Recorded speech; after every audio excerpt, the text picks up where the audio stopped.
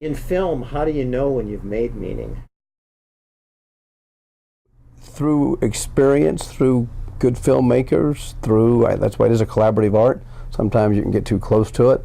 That's why we all look at dailies every day, and not just one person or two people read the script as it goes along. The studios can be, I've found, extremely helpful. Studio executives don't lose the forest through the trees. It's an easy thing to do on a film, in anything creative, on a business. Just you get so focused on one thing, and again, it's the sum of its parts. It's not just one of the parts. Mm-hmm. That's a lot to tie together. How do you know if you've missed it? Well, audiences are pretty good at it. I mean, even sometimes when you're missing it, you work very hard to try to fix it, and sometimes you don't. You make it better. I've never seen a situation, when the studio knows there's a problem, or we all know, or we certainly we may not solve a particular problem 100% because no one bats 1,000, but we certainly make it better. And sometimes you do the best you can in that. This is a part of the story that we want to make better, but we still need this part because it ties into the rest of the film or something like that. And of course, that's why we have research screenings, because you can know big time. The audiences are wonderful, wonderful judges. We make it for the audience. How many films have you made since Airplane? Oh boy. Or been a part of? I would say 25 plus. Okay. 25 to 30. That's okay. So. And the two or three that meant to you and still to this day mean the most to you. They all mean something to me. There's no doubt. Because you put your heart and soul in every one of them. But you wouldn't be human if you didn't have favorites, or like you say, some things didn't mean more to you than. There's a lot of sports teams out there, but the Oklahoma Sooners mean more to me than the New Orleans Saints than other sports teams, because I'm a fan. But Last of the Mohicans way up there. Time to Kill. A truly wonderful experience. First Night was another that Jerry Zucker, who also was one of the directors of Airplane, did. A Walk to Remember meant a whole lot to me. It was one of the first movies we did at Gaylord Films with my old partner Ed Gaylord, and that was just, it really rang true in a lot of ways. Sisterhood. We got into making chick flicks for a while. That was fun. Donnie Darko was the very first script that we was financed under our Gaylord partnership, and that was. And did you read The Rabbit and say? I had to read it twice, Donnie Darko. And had a director, a very sharp director, first picture that he did, Rich Kelly. And we said, let's give this first timer. Rich wrote the script, and he knew what he wanted to do, and he had a good producing partner too. And so we said, let's go for it. So that was fun. Why did those films jump out at you right at the tip of your tongue? The scripts did, the story did, meeting with the director. Another movie, Disney's The Kid, which Audrey Wells wrote the script and John Turteltaub directed, and that was just another, if you could do it all. I like if you could, fantasy, you could do it all over again. Bruce Willis meets himself at 10, which was great.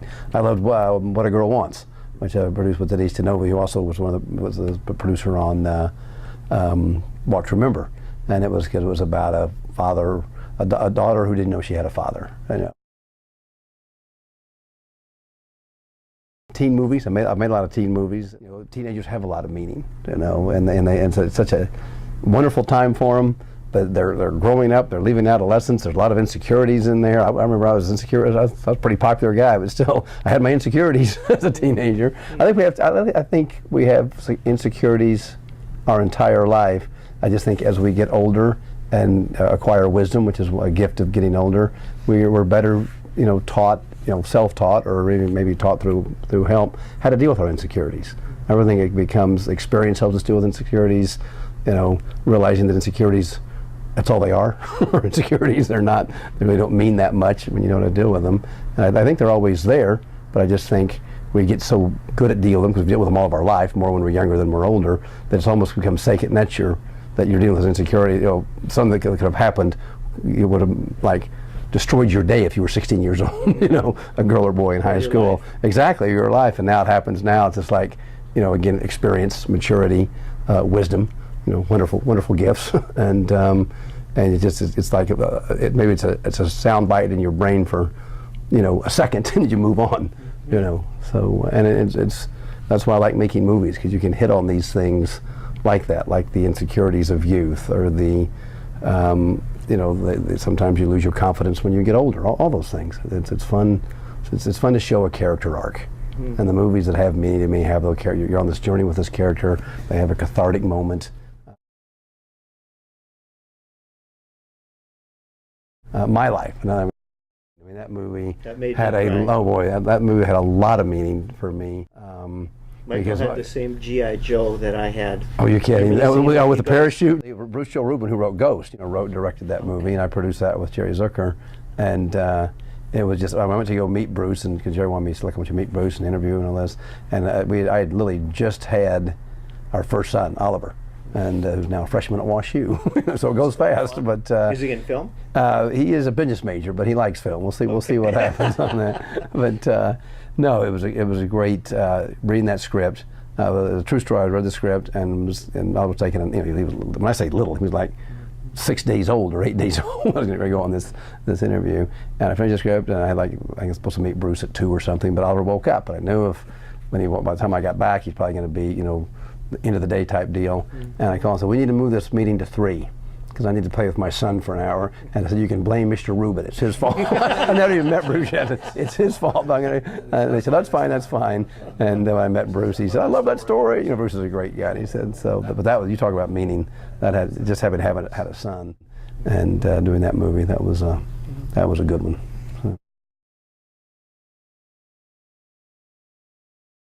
What advice would you give? Have dinner together at least 4 or 5 nights a week is one of the best advice I can give. I mean, I was lucky, and I was always a kid. I grew up in a Norman Rockwell painting, like we all did in a lot of ways, but there were 4 of us, and my parents made 6, and we had lots of dinners together, and we did a lot of stuff together. We had hobbies together, and my dad was very lucky because I loved to hunt and fish, and those were his 2 passions. But some children do other different things. I think it's more important for you to grow to their hobbies and their passions, especially in those formative years, and then for them to try to talk them into yours. And eventually you'll love what they love because you love them. So give them time, give them, my kids are my best friends. They really are. And my daughter's a dancer. I've learned more about them. I'm a horrible dancer, but she's a ballet dancer. And I've learned more about dance, and I read the dance magazines, and when she dances, it lifts me off my feet. So. Beautiful. Time and treat each one individually. Support. I mean, the best thing, I think I coached Little League, didn't know much about baseball, but I was supportive of those kids, and they liked me and I liked them, so I think support is key. Not just blind support, but just support and encouragement, in those areas, and be a friend. I think I told you the story, my parents' best friends was Bishop Stowe. He was Bishop Stowe when he died, but he was our preacher at St. Luke's Methodist. We were also best friends, with the Stowes, and his wife was fabulous, Twyla, and all that. We hunted with them and fished and went to Colorado and cooked together and all that. And McFerrin just had a way, so did his wife, of just looking at the individual, not looking at the person each time. And of course, when he was as good as he is, they made him a bishop, and of course he had to go travel away. They always do that, take the good ones away. But no, we stayed in terrific contact with him forever, and he was an inspiration, just the way he could kind of, not be judgmental and give the best advice, just because he understood and listened. It just occurred to me, he means so much to you because evidently you felt you meant something to him. That's meaning. Relationships, history. It sounds corny, but it's kind of what keeps us going, I think. So sharing, time, understanding, giving. Listening. Listening is giving. More fun to talk a lot of times than to listen. But some of the best directors and best writers, best listeners, best preachers. Listen. You listen for a living, and then you formulate it. Your ideas, the books you've written, your stories.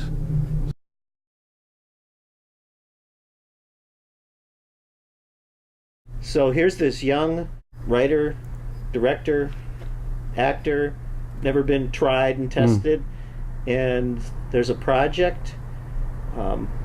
It's going to cost a lot of money, right, and a lot of time.